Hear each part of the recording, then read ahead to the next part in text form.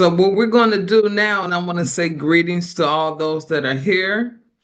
We're going to go over the first 10 archetypes on the hollow mind perceiver. We're putting meat on the bones right now. So we're going to start off with the red dragon. Birth, nurture, and being is the powers, actions, and essences. Now, the red dragon is in the upper pole, as we can see, that we call Marka. It controls the power of cosmic being and descends as cosmic knowledge. It opens the universal light gate to the court of the avatar. Next, we're going to go to the wind, the white wind, that we call the high priestess. The power is spirit, action, communicate, essence is breath. Now, we notice that this one is in the lower, darker pole. This particular archetype controls the power of cosmic breath and ascends as prophecy. It opens the universal light gate to the court of the prophet. Next, we go to the blue knight. Now, the blue knight has the power of abundance, the actions to dream, and the essence of intuition. And it's the left centrifugal extremity part of the universal light gate. Now, notice that I said centrifugal. The power is moving away from the center. So it's in the center, but it's moving out. Okay? Now, the blue knight controls the power of dream to become abundance of manifestation. It opens the universal light gate to the court of the cosmic compassionate one. Next, we go to the yellow seed. And the yellow seed it deals with the powers of flowering, actions to target, and the essence of awareness. This one here is on the right extremity of centripetal. Energy is moving towards the center, and it controls the power of universal awareness to evolve the powers of cosmic intelligence. It opens the universal light gate to the court of the Pathfinder. And when we get to the Pathfinder, it won't be in this setting, but when we do get to it, we know that the Pathfinder has the powers of intelligence. Now we go to the red serpent, Chick-Chan, where we have the powers of life force, actions to survive, and the essence of instinct. Now, the serpent is the initiate of wisdom. It is first to be initiated by the primal force, as we can see up here. It's being initiated by the red dragon. And in her storehouse, talking about the red serpent, there's cosmic memory of previous world systems. And remember that the red serpent is one of the archetypes that's associated with Maudet. She is instinctually and sexually powerful in the essence of her wisdom. She teaches through the rites of initiation. So far we know about this. We know about instinctual, we know about sexual power, and we know about teaching through rites. Why did I spend so much time on the red serpent? It's because of the fact that it is associated with Maudet, and it does give us clues as to what happened. Something along those lines were going on that particular planet. Let's move on to the white world bridger, which we call Kimi. Has the powers of death, the actions to equalize, and the essence of opportunity. It's also known as the Hierophant, and that's the second to be initiated by the Galactron or the red dragon, the primal force. Okay, now the Hierophant here reveals the sacred power of the knowledge of death and has authority to transmit this knowledge into the avatar. Now we're at the avatar, which we call the blue hand, Manique. It has the powers to accomplish, actions to know, and the essence of healing.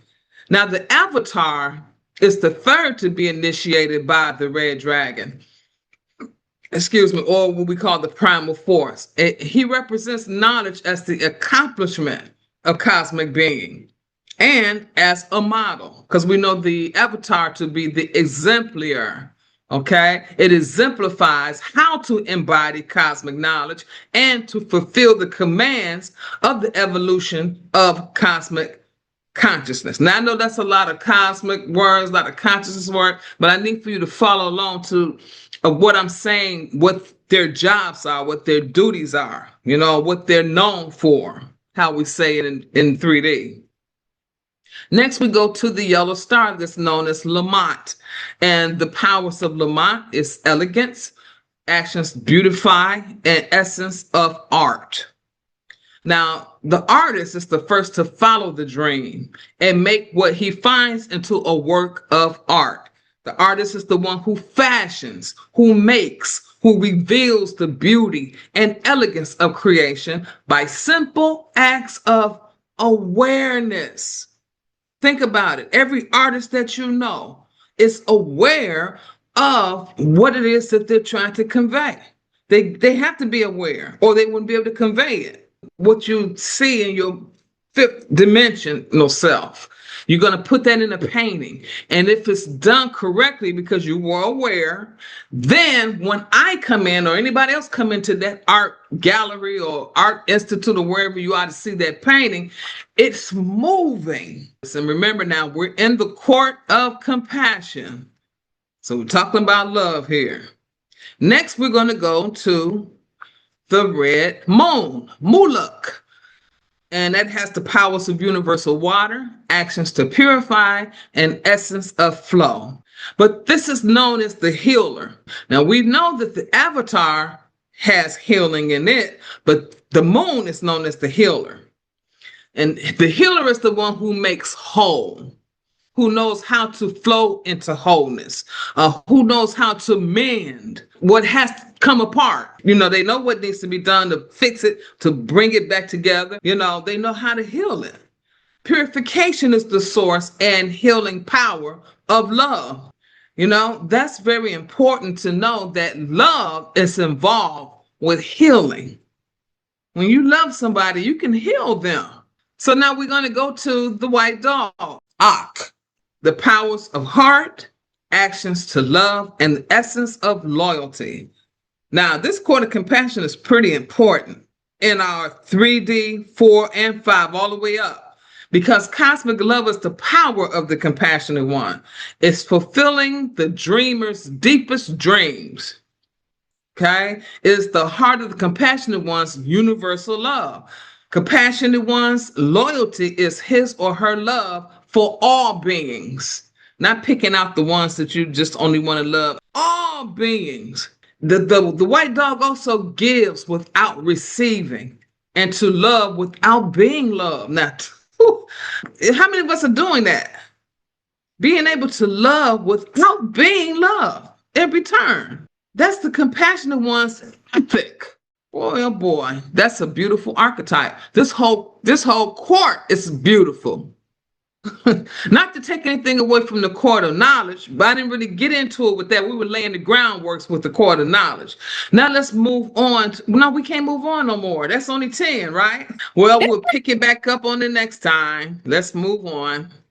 Now here we have the clans and the earth families. And I do have my highlighter because we can see, even though we see the clans, red clan, white clan, blue clan, and the yellow clan, we still want to take notice that it's still in the journey of the archetype. Red, white, blue, yellow, red, white, blue, yellow, all the way through till we get to the sun. We're not going to get too much into the clans right now, because that's going to be putting meat on the bones a little further down the road. But for right now, we want to know how this adds up to how can we identify with our earth family. First of all, the cardinal family is located in the north temperate zone. Notice we have V.24.3, which we know to be earth. So those archetypes is in the northern part of the earth. Core family is in the equatorial zone of the earth. Signal family in the south temperate zone. Gateway and also in the south. And the polar family is in the north pole, because we're talking about the earth right now. We're not talking about Marca and Darka, which is more universal poles, okay? Just so that we can be clear. Let me bring up this map, because this is going to kind of show us where they are and what they do. What are their duties? Let's go with the Gateway family, South Pole. This is considered the South Pole, even though it looks like it's in the north, it's not. Now, the Gateway family states that we are the year bearers that open the gates of time. Then we go to the Signal family, which we see is in the south temperate part of the planet as well as the Gateway. And the Signal family is saying, we are the signals of the day out of time. Then we go to the next one, which is going to be the Core family. And the Core family, as we can see, is in the equatorial part, which is the middle part of the planet. Thus, their name, Core. So the Core family states that we're the signals that closes the gate of time. Right before it's going to be a day at a time, it's going to be these archetypes. They're going to close the year out. Then we go to the Cardinals. We know the Cardinals is in the northern region. Remember, the south looks up here and the north is down here. So the Cardinals are saying, we are the signals of the genesis of time. We're beginning it. After we come out of the day out of time, boom, the Cardinals are beginning the march of that year. Last but not least will be the Polar family, which is at the North Pole. And they're saying that we are the movers that synchronize the time. Right now, we are in the white dog of love, of heart, loyalty. Yes, that's the galactic season that we're in right now. So we're going to move on. This is another view of the Earth families and their locations on the planet. We have 10 fingers, we have 10 toes, and we add those together, we come out with 20 digits, okay? Just as there are 20 interplanetary zones on the planet whole line grid here. In the future, not now, not soon, but as we continue on to build up more knowledge and remembrance, we're going to get into the sound of the chromatics, the establishing the genesis, the mining the tunnels, unraveling the mystery, and opening the portals. We're going to get into what exactly that means. But for right now, at least we know the location and we have identified their duties.